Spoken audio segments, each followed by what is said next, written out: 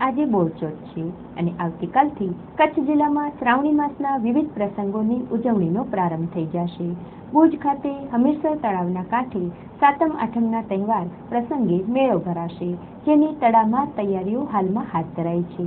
આ મેળો આ વર્ષે 4 દિવસ સુધી ચાલનાર છે, ત્યારે લોકો મેળાની મોજ વધારે દિવસ સુધી માણી શકશે।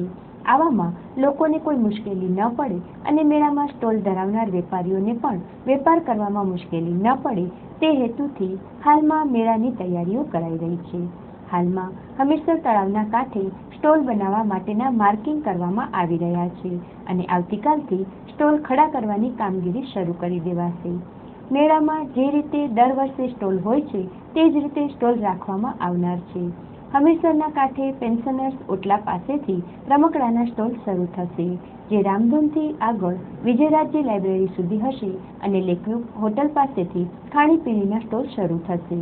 દર વર્ષની જેમ ચકડોળ અને જાયન્ટ વ્હીલ જેવા સાધનો લેકવ્યૂ હોટલથી ઉમેદનગર તરફ જતા રોડ પર ખડા કરાવવામાં આવશે, જેની તૈયારીઓ ચાલી રહી છે।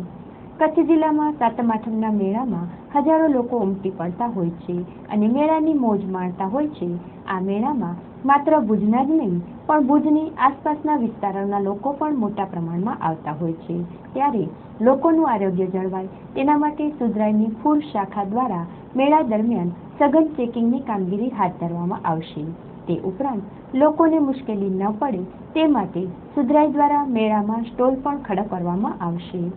મેળા દરમિયાન કોઈ અનિચ્છનીય બનાવ બનવા ન પામે તે હેતુથી સલામતીના ચાંપતા પગલાં લેવામાં આવનાર છે।